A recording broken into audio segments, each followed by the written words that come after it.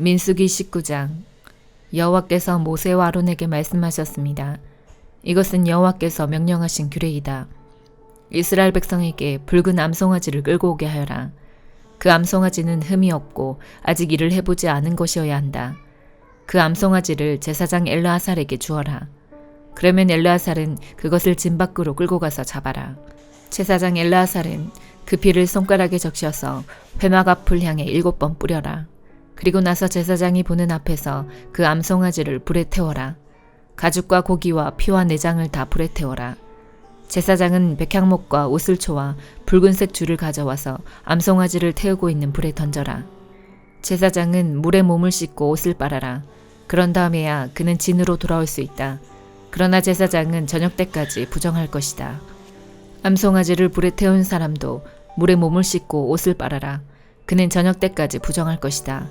그리고 나서 깨끗한 사람이 암송아지의 죄를 거두어서 진 밖에 깨끗한 곳에 놓아두어라. 그 죄는 이스라엘 백성이 죄를 씻는 특별한 예식을 할 때 쓸 것이므로 잘 보관하여라. 암송아지의 죄를 모은 사람은 옷을 빨아라. 그러나 그는 저녁 때까지 부정할 것이다. 이것은 이스라엘 백성이나 그들과 함께 사는 외국인이 지켜야 할 영원한 규례이다. 누구든지 시체에 닿은 사람은 7일 동안 부정할 것이다. 그는 이 암송아지의 죄를 탄 물로 몸을 씻어라. 그는 3일째 되는 날과 7일째 되는 날에 그 물로 몸을 씻어라. 만약 3일째 되는 날과 7일째 되는 날에 그 물로 몸을 씻지 않으면 그는 깨끗해질 수 없을 것이다. 누구든지 시체에 닿는 사람은 부정하니 그가 부정한 채로 여호와의 성막에 가면 그 장막도 부정해질 것이다. 그러므로 그런 사람은 이스라엘 중에서 끊어질 것이다. 깨끗하게 하는 물을 그 사람에게 뿌리지 않으면 그 사람은 여전히 부정할 것이다. 장막에서 죽은 사람에 관한 규례는 이러하다. 누구든지 그 장막에 있거나 그 장막으로 들어가는 사람은 7일 동안 부정할 것이다. 어떤 그릇이든지 뚜껑이 덮여 있지 않으면 부정할 것이다. 누구든지 칼에 맞아 죽은 사람이나 그냥 죽은 사람의 시체를 만지면 부정할 것이다. 죽은 사람의 뼈나 무덤을 만진 사람도 7일 동안 부정할 것이다. 그렇게 해서 부정해진 사람은 태워드리는 제물인 번제물에서 거둔 채로 깨끗하게 하여라. 그러려면 항아리에 재를 넣고 거기에 깨끗한 물을 부어서 깨끗하게 하는 물을 만들어라. 깨끗한 사람이 우슬초를 그 물에 담갔다가 장막과 모든 기구와 그 안에 있던 사람에게 뿌려라. 그리고 사람의 뼈나 죽임을 당한 사람이나 시체나 무덤을 만진 사람에게도 뿌려라. 깨끗한 사람은 3일째 되는 날과 7일째 되는 날에 이 물을 부정한 사람에게 뿌려라. 부정한 사람은 7일째 되는 날에 깨끗해질 것이다. 그 사람은 옷을 빨고 목욕을 하여라. 그러면 그날 저녁부터 깨끗해질 것이다. 누구든지 부정한 사람이 자기를 깨끗하게 하지 않으면 백성의 무리 중에서 끊어질 것이다. 깨끗하게 하는 물을 몸에 뿌리지 않은 사람은 부정하며 그런 사람은 주님의 장막인 성막을 부정하게 하기 때문이다. 이것은 영원한 규례이다. 깨끗하게 하는 물을 뿌리는 사람도 자기 옷을 빨아라. 누구든지 그 물을 만지는 사람은 저녁 때까지 부정할 것이다. 무엇이든 부정한 사람이 만진 것은 부정하며 누구든지 그 부정한 것을 만진 사람도 저녁 때까지 부정할 것이다. 시편 56편. 오 하나님, 사람들이 나를 추격해오니 나를 불쌍히 여겨주소서. 하루 종일 그들은 나를 끊임없이 공격해옵니다. 원수들이 종일토록 나를 뒤쫓습니다. 많은 사람들이 으스대면서 나를 공격합니다. 두렵고 떨릴 때에 나는 주를 굳게 믿습니다. 하나님의 말씀을 찬송하며 하나님을 굳게 믿고 두려워하지 않을 것입니다. 사람이 내게 어떻게 할 수 있겠습니까? 온종일 그들은 내 말을 왜곡시킵니다. 항상 그들은 내게 해를 끼치려고 악한 일을 꾸밉니다. 그들은 오래 숨어서 기다리고 내 발걸음을 살피며 나를 죽이려고 합니다. 어떤 경우에도 그들이 달아나지 못하게 해주소서. 오 하나님, 분노하시고 그들을 납작하게 낮추소서. 나의 탄식과 고통을 적어두소서. 내 눈물을 주의 책에 기록해두소서. 그것들이 주의 책에 없습니까? 내가 도와달라고 부르짖는 날에 내 원수들이 도망칠 것입니다. 그렇게 되면 나는 하나님이 내 편에 서 계신 줄 알 것입니다. 내가 하나님 안에서 하나님의 말씀을 찬양합니다. 내가 여호와 안에서 여호와의 말씀을 찬양합니다. 하나님을 굳게 믿습니다. 두려워하지 않을 것입니다. 사람이 나를 어떻게 하겠습니까? 오 하나님, 주께 한 서약을 기억합니다. 내가 주께 감사의 제물을 드리겠습니다. 왜냐하면 주께서 나를 죽음에서 건지셨고 넘어지지 않도록 나를 붙드셨기 때문입니다. 이제 나는 빛 가운데서 하나님이 보는 앞에서 걸어가겠습니다. 시편 57편.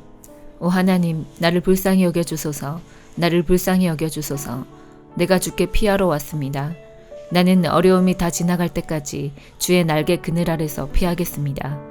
가장 높으신 하나님께 내가 부르짖습니다. 나를 위한 주의 목적을 이루시는 하나님께 외칩니다. 주께서 하늘에서부터 도움의 손길을 뻗어 나를 건지십니다.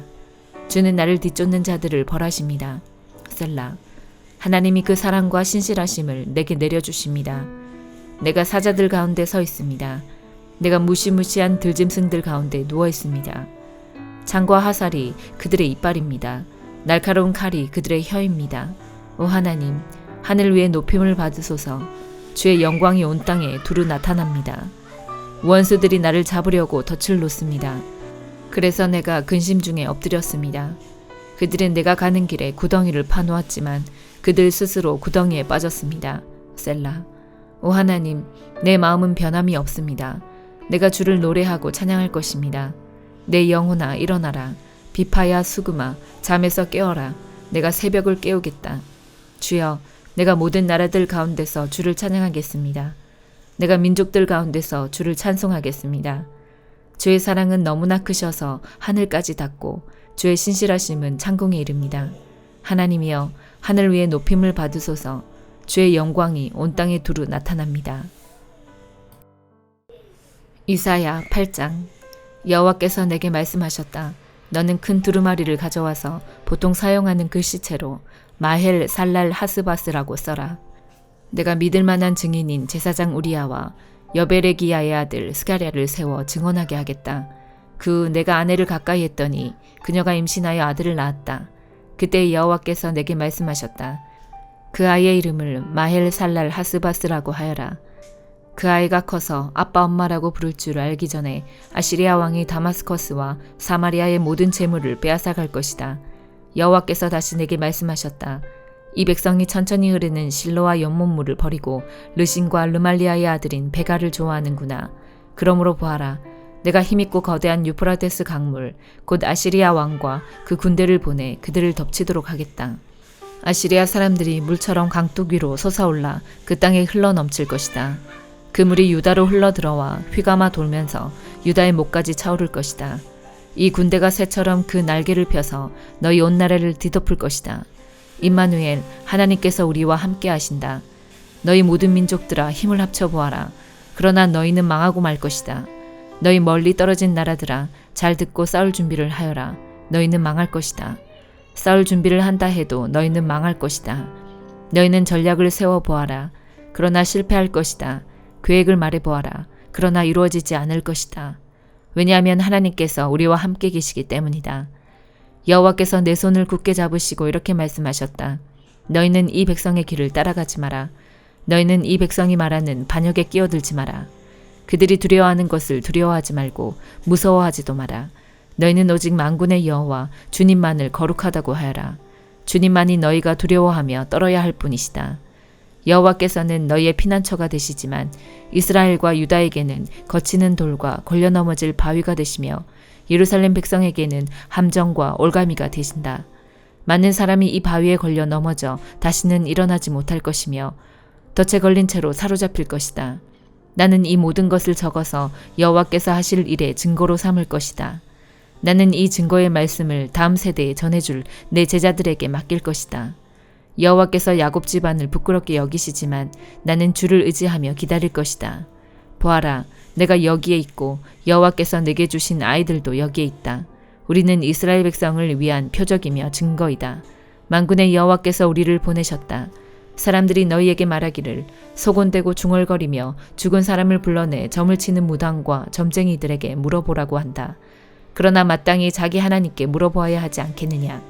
어찌하여 산 사람이 죽은 것에게 묻느냐. 너희는 여호와의 가르침을 따르고 그가 주시는 증거의 말씀을 지켜야 한다.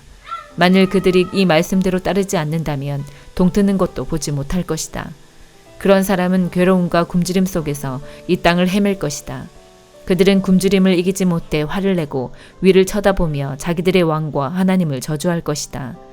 그들이 땅을 둘러볼지라도 오직 고통과 어둠과 무서운 그늘만 보일 것이다. 그들은 어둠 속으로 내몰릴 것이다. 이사야 9장 1절에서 7절. 고통의 땅에 그늘이 걷힐 것이다. 옛날에는 여호와께서 스불론 땅과 납달리 땅으로 하여금 부끄러움을 당하게 하셨다.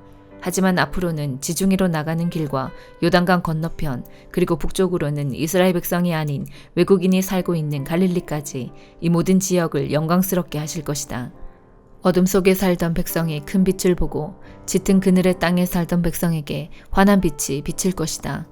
하나님, 주께서 그 민족을 크게 하시고 그 백성을 행복하게 하십니다. 추수할 때에 사람들이 기뻐하듯이 그들이 주님 앞에서 즐거워합니다. 전쟁에서 빼앗은 물건을 나누는 백성처럼 기뻐합니다. 주께서 미디안을 물리치시던 때처럼 그들이 진 무거운 멍에를 내려주시고 그들의 어깨를 짓누르던 무거운 막대기를 벗겨주시며 주의 백성을 치던 몽둥이를 없애주실 것이다. 군인들이 요란스런 소리를 내며 신고 다니던 군화와 피로 얼룩진 군복이 모두 땔감이 되어 불에 사라질 것이다. 왜냐하면 우리에게 한 아기가 태어날 것이기 때문이다. 하나님께서 우리에게 아들을 주실 것이다. 그의 어깨 위에 왕권이 주어질 것이다. 그의 이름은 기묘자, 모사, 전능하신 하나님, 영원히 살아계신 아버지, 평화의 왕이시다. 그의 왕권은 점점 커지겠고 평화가 그의 나라에서 영원히 이어진다. 그가 다윗의 보좌와 다윗의 나라에서 다스릴 것이다. 그가 정의와 공평으로 이제부터 영원토록 그 나라를 견고하게 세울 것이다. 만군의 여호와께서 이 일을 이루실 것이다. 왜냐하면 주께서 자기 백성을 뜨겁게 사랑하시기 때문이다. 야고보서 2장. 사랑하는 형제 여러분, 여러분은 영광스러운 우리 주 예수 그리스도를 믿는 자들입니다. 그러므로 사람들을 차별해서 대하지 말기 바랍니다. 만일 한 사람은 좋은 옷에 금반지를 끼고 교회에 나왔고 또 한 사람은 남루한 옷을 입고 교회에 나왔다고 합시다. 그때 옷을 잘 입은 사람에게는 이리로 와서 좋은 자리에 앉으십시오 라고 말하고 가난한 사람에게는 저기에 서 있든지 내 발 밑에 앉으시오 라고 말한다면 사람을 차별하고 있는 것이 아니고 무엇이겠습니까? 여러분은 악한 생각으로 사람들을 판단한 것입니다. 사랑하는 형제 여러분, 제 말을 잘 들으십시오. 하나님께서는 세상의 가난한 자를 택하여 믿음으로 부하게 하셨습니다. 그리고 자기를 사랑하는 백성에게 약속하신 나라를 주셨습니다. 그런데 여러분은 가난한 사람들을 멸시하고 있습니다. 사실 여러분의 생명을 위협하고 법정으로 끌고 가는 사람들은 부자들인데도 말입니다. 그들은 여러분의 주인 되신 예수님을 모독하는 자들이기도 합니다. 모든 법 위에 우선되는 법이 있습니다. 그 법은 성경에 기록되어 있습니다. 네 이웃을 네 몸과 같이 사랑하라. 만일 여러분이 이 율법을 지키면 잘하는 것입니다. 그러나 사람을 차별하여 대한다면 죄를 짓는 것이며 이 율법에 따라 여러분은 하나님의 법을 어긴 것이 됩니다. 누구든지 하나님의 율법을 다 지키다가 한 가지 계명을 어기게 되면 율법 전체를 다 어긴 자가 됩니다. 간음하지 마라 하고 말씀하신 하나님께서 살인하지 마라 하고 말씀하셨습니다. 그러므로 간음하지 않았다고 해도 살인을 저질렀다면 율법 전체를 어긴 셈입니다. 여러분은 자유를 주는 법에 의해 심판받을 것입니다. 여러분이 말하고 행동하는 데 있어서 늘 이것을 기억해야 할 것입니다. 다른 사람들에게 자비를 베푸십시오. 그렇지 않으면 하나님께서 여러분을 심판하실 때 여러분에게도 자비를 베풀지 않으실 것입니다. 자비를 베풀었던 자는 후에 아무 두려움 없이 심판날을 맞이하게 될 것입니다. 사랑하는 형제 여러분, 만일 누군가가 믿음이 있다고 하면서 아무 일도 하지 않는다면 그 믿음이 무슨 소용이 있겠습니까? 그 믿음이 그를 구원할 수 있겠습니까?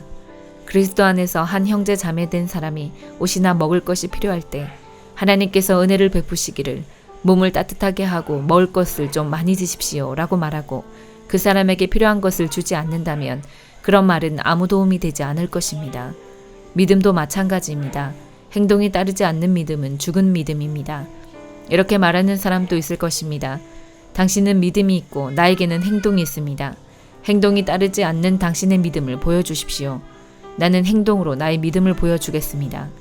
여러분은 하나님이 한 분이신 것을 믿으니 잘하는 일입니다. 귀신들도 그것을 믿으며 두려워서 떱니다. 어리석은 여러분, 행함이 따르지 않는 믿음은 아무 쓸모도 없는 걸 모르시겠습니까? 우리 조상 아브라함은 그의 아들 이삭을 제단에 바침으로써 그가 행한 일로 의롭다 하심을 받았습니다. 이렇게 그의 믿음에는 행함이 함께 따랐으며 그의 행동으로 믿음이 완전하게 되었습니다. 아브라함이 하나님을 믿었고 하나님께서는 그 믿음을 받으셨으며 그 믿음으로 하나님께 의롭다 하심을 받았다라는 성경 말씀의 의미가 무엇인지 이제는 알 수 있을 것입니다. 아브라함은 그 후 하나님의 친구라고 불렸습니다. 그러므로 사람이 행동으로 의롭다함을 받을 수 있으며 믿음만으로는 의롭다함을 받을 수 없습니다. 또 라합의 예를 들 수도 있습니다. 그녀는 기생이었지만 자신이 한 일로 하나님께 의롭다함을 받았습니다. 그녀는 이스라엘의 정탐꾼을 그녀의 집에 들여 다른 길로 도망갈 수 있게 도와주었습니다. 영혼이 없는 몸이 죽은 것 같이 믿음도 행함이 없으면 죽은 것입니다. 아멘.